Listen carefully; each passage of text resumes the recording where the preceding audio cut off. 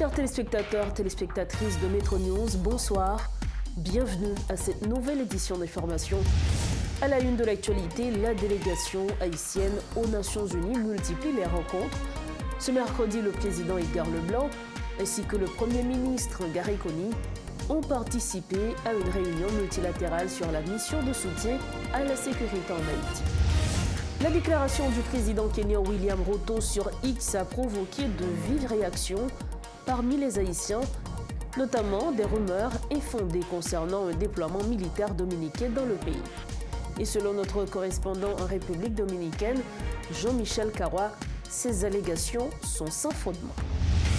Également en titre, sanctions américaines contre Profane Victor et Luxon Elan pour violation des droits de l'homme en Haïti. L'ONU les désigne comme responsables de la violence armée dans l'Artibonite.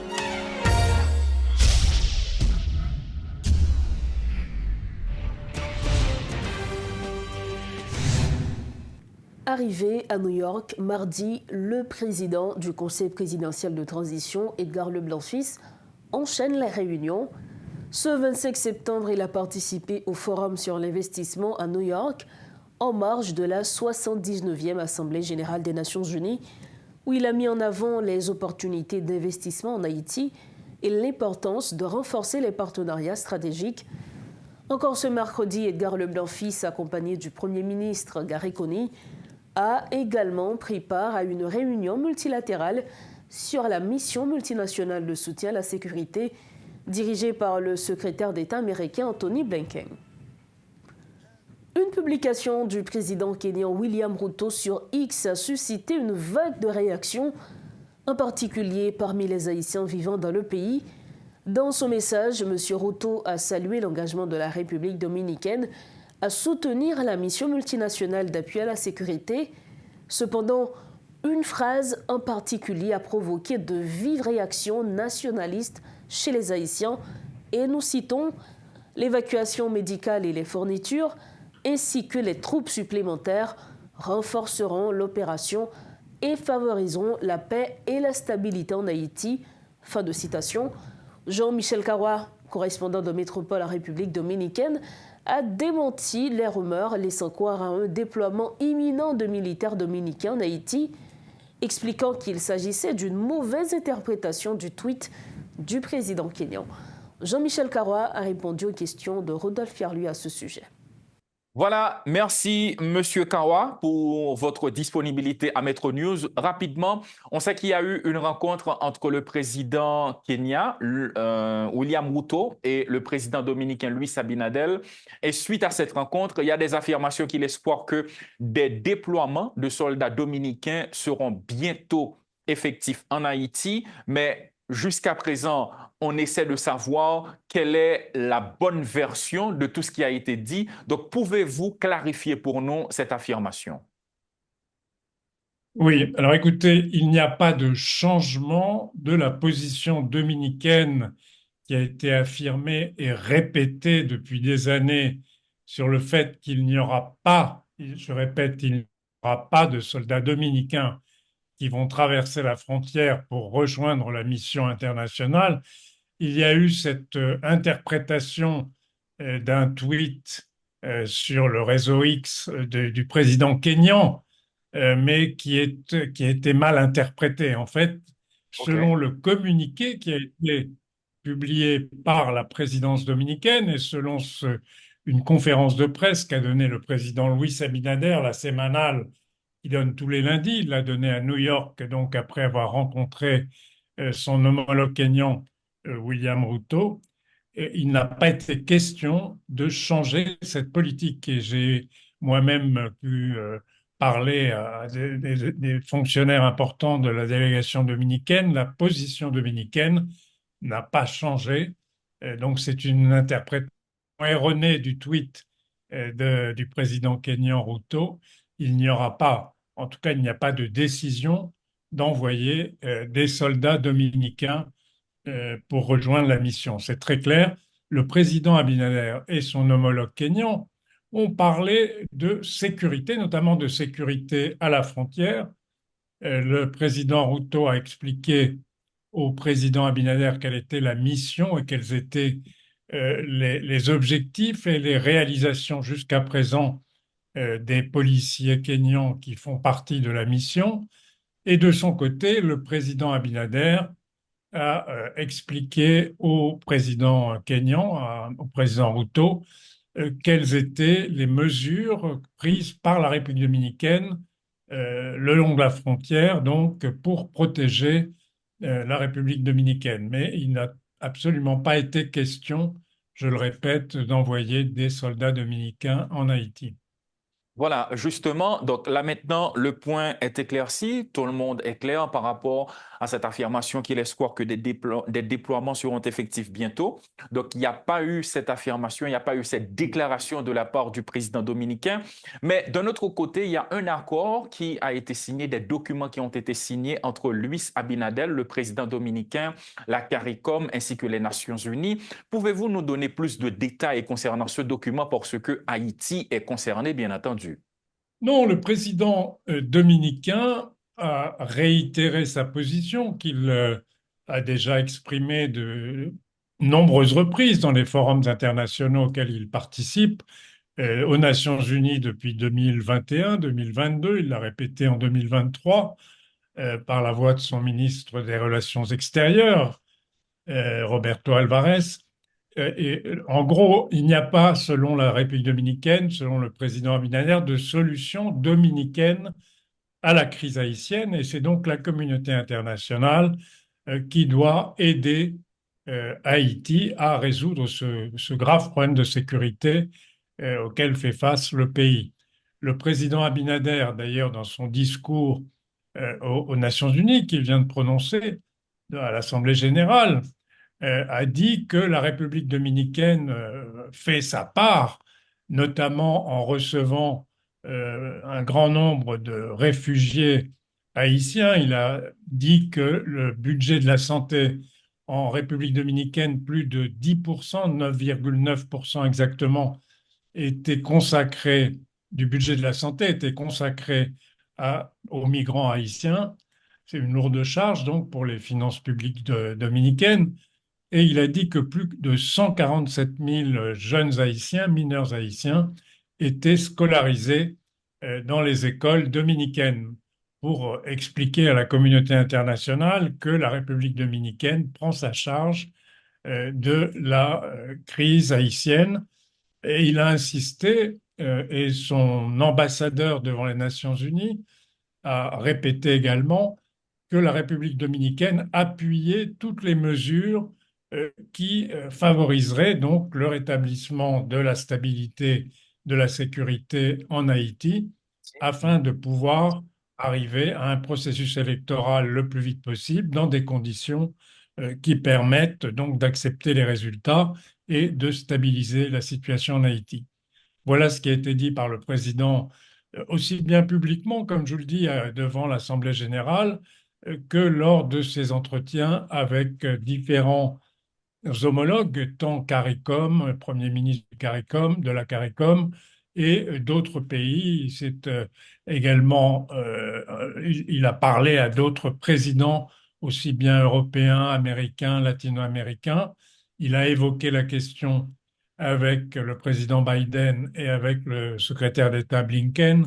Les deux grands sujets qu'il a portés lors de cette rencontre à New York de l'Assemblée générale des Nations unies, c'est la crise haïtienne d'un côté et la crise du Venezuela, sur laquelle la République dominicaine est également très active. Voilà, on va voir notre dernier point concernant cette interview. Il y a des informations qui laissent croire que des Dominicains d'origine haïtienne seront bientôt rapatriés. Alors, c'est une nouvelle qui pose beaucoup de problèmes en République dominicaine. Pour l'instant, au moment où nous parlons, comment se présente la situation pour ces Dominicains qui sont d'origine haïtienne? Alors là aussi, il faut faire attention aux fake news qui circulent sur les réseaux sociaux. Et il est vrai, et ça a été documenté par différentes ONG, y compris par Amnesty International, que dans le cadre des rafles qui sont organisées pour rapatrier des migrants haïtiens en situation irrégulière, il y a eu quelques cas, malheureusement, de citoyens dominicains d'origine haïtienne. Comme vous le savez, depuis 11 ans, depuis la fameuse sentence du tribunal constitutionnel, il y a eu un certain nombre de Dominicains nés sur le sol d'origine haïtienne, mais nés sur le sol dominicain, qui ont été dénationalisés. Et d'ailleurs, le mouvement Reconocido, qui est le mouvement qui défend les intérêts de ces personnes, avait organisé il y a 2 jours devant le palais présidentiel à Saint-Domingue une manifestation pour exiger que ces personnes cessent d'être apatrides et qu'on leur donne, qu'on leur rétablisse leur citoyenneté dominicaine. Il y a actuellement tout un processus compliqué suite à une loi qui a été votée en 2014, un an après la fameuse sentence du tribunal constitutionnel. Mais tout ça va très lentement et il y a encore plusieurs dizaines de milliers de personnes qui sont apatrides, qui sont donc dans une situation de vide juridique absolu. Et il est vrai qu'un certain nombre d'entre elles ont été rapatriées dans ces rafles organisées parfois avec violence et corruption par la direction de migration de la République dominicaine. Mais il n'y a pas de politique de rapatriement massif de ces personnes. Ça, c'est une fake news, une fausse information qui circule effectivement sur les réseaux sociaux. Mais il faut être très prudent avec ce genre d'informations parce que ce n'est pas vrai. Voilà, amis téléspectateurs, Jean-Michel Kawa qui intervenait sur 3 points essentiels. D'abord, le rapatriement des Dominicains d'origine haïtienne. Ensuite, cet accord qui a été paraphé entre Luis Abinader, le président dominicain, les Nations Unies et la CARICOM, et notamment un des points essentiels, à savoir le déploiement prochain des militaires dominicains. Jean-Michel Kawa a été clair là-dessus. Il s'agit d'une mésinterprétation. Il n'y aura pas de déploiement de militaires dominicains en Haïti. Merci de votre fidélité à Metro News et la suite des informations.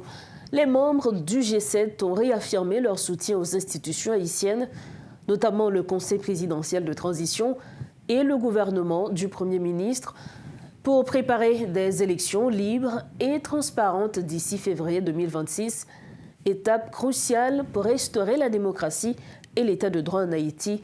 Ils ont également soutenu la mission multinationale qui aide la police haïtienne à lutter contre les gangs criminels.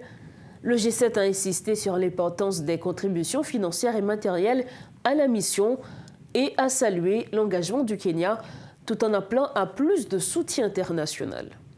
Dans l'intervalle, le Guatemala annonce l'envoi de 150 policiers et militaires en Haïti pour soutenir la lutte contre la violence des gangs. Le président guatémaltèque Bernardo Arevalo a affirmé cet engagement lors de l'Assemblée générale de l'ONU. Cette initiative s'ajoute aux efforts d'une mission dirigée par des policiers kenyans qui fait face à des défis de personnel et de financement. Actuellement, Haïti compte environ 400 policiers kenyans, des soldats jamaïcains et 2 officiers du Belize. L'objectif principal est de reprendre le contrôle des gangs qui domine 80% de Port-au-Prince. Autre point à la une, le syndicat national des policiers haïtiens SYNAPOA tire la sonnette d'alarme et appelle le haut commandement de l'institution à régulariser les salaires des policiers, tout en saluant les efforts qui ont permis à certains agents de récupérer leurs primes de risque. Le coordonnateur du SYNAPOA, Valmont Barthélemy, insiste sur l'importance d'une augmentation salariale pour les membres de la PNH. Il rappelle également que les agents promus en grade n'ont jamais reçu de salaire adapté à leurs nouvelles fonctions, une situation qui doit être corrigée. Les propos de Valmont Barthélemy. Normalement, nous gagnons des policiers qui reçoivent grade. Et ça, peut-être depuis 4-5 ans, ils reçoivent grade, mais ils n'ont pas jamais payé. C'est anormal. Nous avons demandé à responsable de à la direction générale de la police pour pencher sur le cas arrière grade policier. Il faut que les policiers payent, puisqu'ils travaillent, il faut qu'ils touchent, il faut qu'ils payent. C'est anormal pour passer près de 3-4 ans, ils recevront un grade et pour ne pas jamais payer pendant qu'ils travaillent. Nous demandons à la direction générale de la police là, pour pencher sur le cas à grade policier. Nous avons tout gagné mouvement qui a fait dans la question prime de risque. Nous félicitons le état-major qui a souqué dans ce sens. Mais nous avons demandé pour avancer plus, aller plus vite. Parce que nous avons plusieurs mois que les policiers ont gagné qui peuvent payer. Donc nous battons bravo le fait que nous avons souqué, mais nous souhaitons tout. Nous continuons à avancer plus vite dans la question. Nous avons tous des personnels administratifs qui a travaillé qui gagne plus passé 30 mois qui ne peuvent jamais toucher. Nous demandons tout à l'état-major la police pour pencher sur le cas et employés administratifs ça. Il faut que vous payiez. Si vous travaillez, il faut que vous touchez. Pas oublier que vous non seulement vous venez travailler, il faut que vous payiez et taxi, il faut que radio laver, il faut que vous mangez. Donc si vous travaillez, il faut que vous touchez. Nous gagnons tout. Policiers, dans un moment qui traverse un moment très difficile parce que nous avons pile de policiers qui déplacent de manière forcée. Côté que même avant même population côté où tu déplacé ou même été obligé de déplacer avant parce que vous étiez objet de menace. D'ailleurs, c'était irritant pour monsieur qui a examiné. Donc dans ce sens ça, vous étiez obligé de quitter Caillou. Des fois, c'est quand les amis ont habité. Des fois tout, c'est dans base côté que vous affecté ou vinn loger. Donc nous demandons pour l'état-major là pencher sur cas policier ça. Donc, question accompagnement social. Donc, nous demandons à ce que vous penchiez, permettent à ce que les policiers joignent des accompagnements pour être capables de surmonter les problèmes qu'ils ont traversés. Pour la prise du dossier de corruption à la BNC, un regroupement au sein de l'accord du 21 décembre, se présentant comme le bloc majoritaire, a exprimé sa solidarité envers le conseiller président Louis-Gérald Gilles, affirmant que leur représentant restera au sein du Conseil tant que la justice ne s'est pas prononcée. Les membres de la structure dénoncent une manœuvre politique visant à discréditer les membres du Conseil, dont le docteur Gilles. Ils en ont profité pour critiquer ceux qui prétendent être le véritable bloc majoritaire. Reportage Rodolphe Fierluy. Un vent de division souffle apparemment au sein des membres de l'accord du 21 décembre.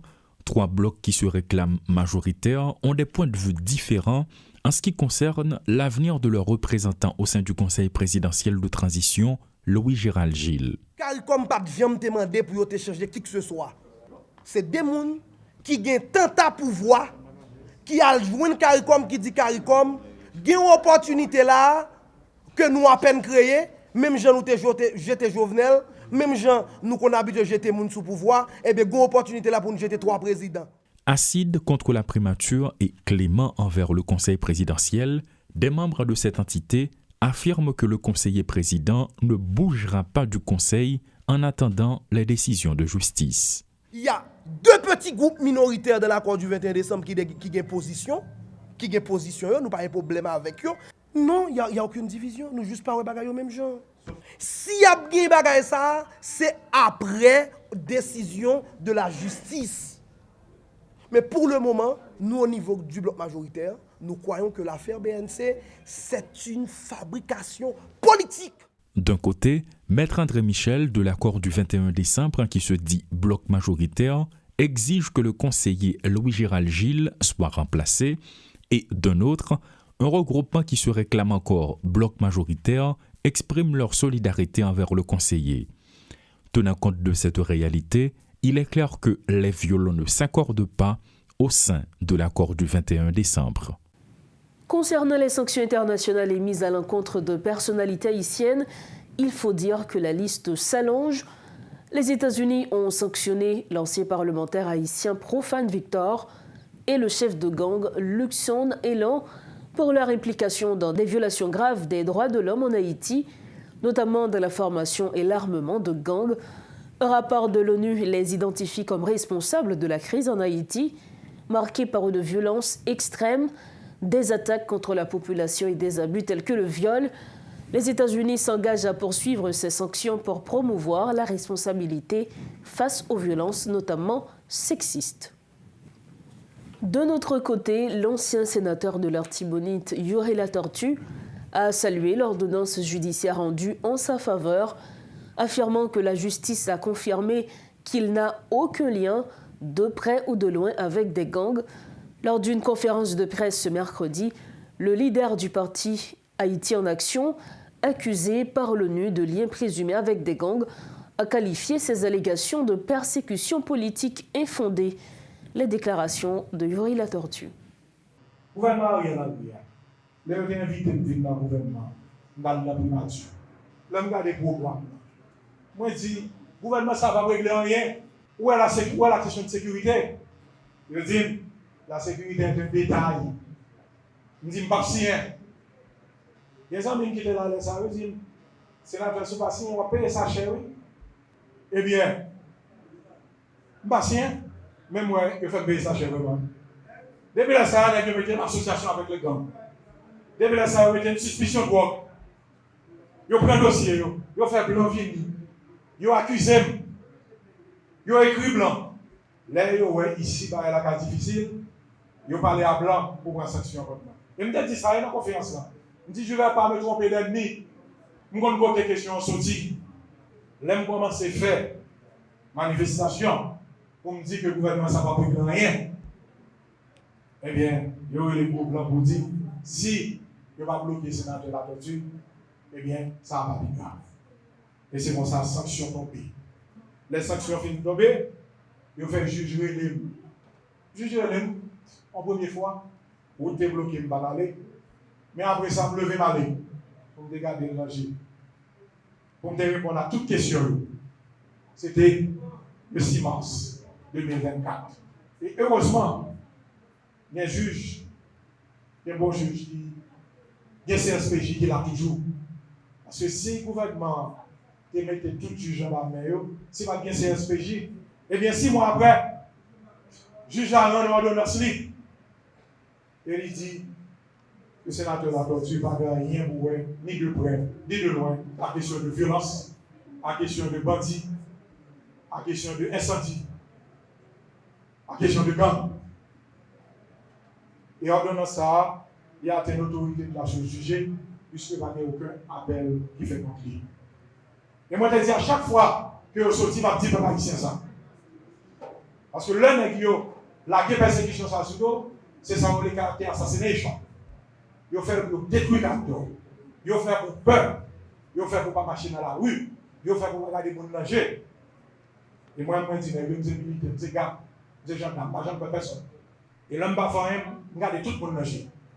Et c'est pour ça que je remercie le peuple en pile, parce que chaque peuple a nous dit que la courage, la victoire, c'est à nous.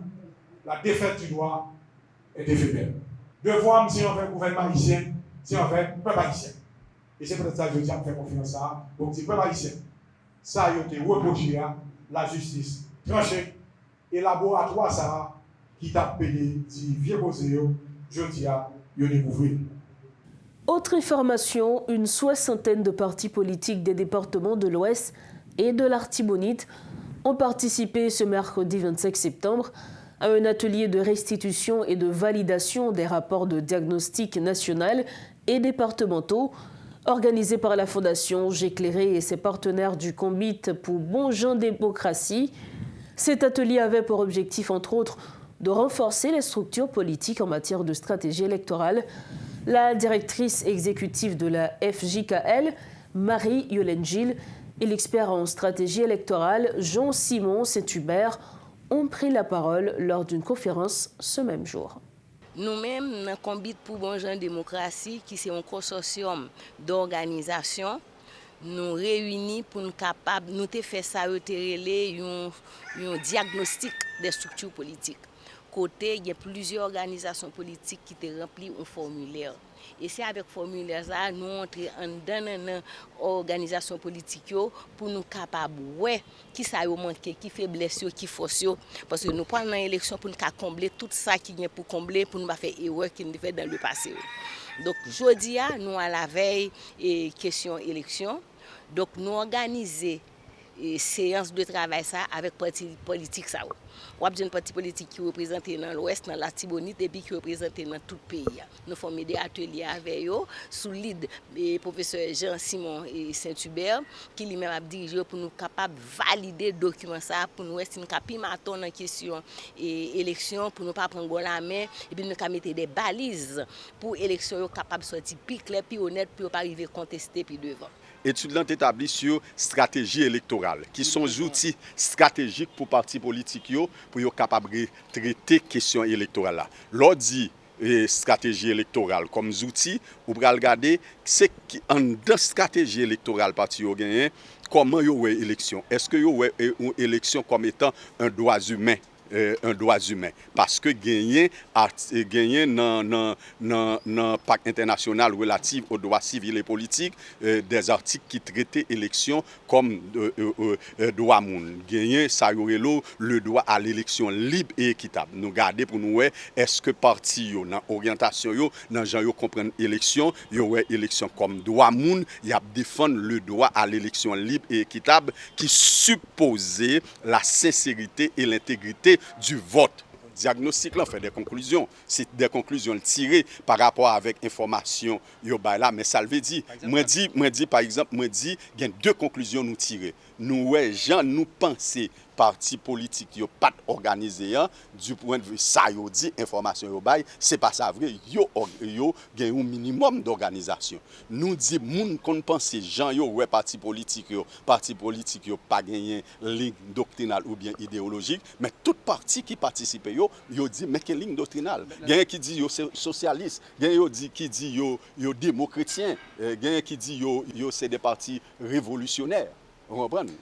Parce que yon nan bagay qui doit sortir, nous devons faire une ébauche de plan de renforcement ou de redressement.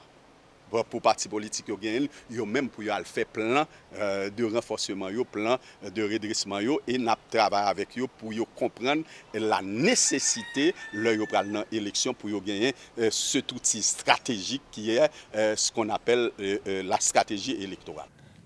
Parlons à présent environnement. Le ministère de l'Environnement a lancé ce mercredi un programme d'apaisement social et d'assainissement de la région métropolitaine de Port-au-Prince. L'objectif est de nettoyer les rues et de curer les caniveaux afin de faciliter la circulation à quelques jours de la réouverture des classes, selon le directeur général du ministère de l'Environnement, Emmanuel Philippe.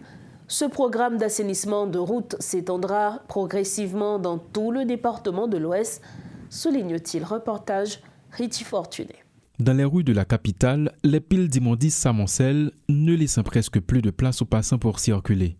Cette triste réalité tend à devenir une normalité tant que les autorités tardent à s'en occuper. Il aura fallu attendre la réouverture prochaine des classes pour que le ministère de l'Environnement se penche sur cette situation. L'idée est de faciliter la circulation des élèves dans les rues, souligne le directeur général de ce ministère, Emmanuel Philippe. Besoin nettoyer quartier nous, nettoyer zone nous, pour petite nous rentrer l'école dans conditions qui plus décent. Programme ça, il y a en pile priorité. Yon nan yo c'est faire la propre taille. C'est pas grand messi nous ouais quantité jeunes femmes avec jeunes garçons puis âgés moins âgés avec nous là et yo gagné balé au nommé. Ainsi, une campagne d'assainissement ciblant des points stratégiques de la capitale est-elle lancée. Elle devrait s'étendre à la longue à tout le département de l'Ouest. Un accent particulier sera mis sur les zones actuellement inaccessibles en raison de la violence des gangs, des promesses faites par le directeur général du ministère de l'Environnement dans un contexte d'augmentation du nombre de déplacés internes, justement à cause de cette situation. L'homme dit Port-au-Prince, nous doit dire plutôt région métropolitaine propre et région métropolitaine dégagée et reboisée. Parce que programme ça, li Kafou Feuille, li Delma, li Pétionville, li Port-au-Prince, etc. Et en même temps, le programme pral étendu dans le reste du département. Évoquant l'impact de ce phénomène sur des milliers de familles, Réduite à la misère par les bandits, le ministère de l'Environnement envisage aussi de lancer un programme d'apaisement pour certaines d'entre elles.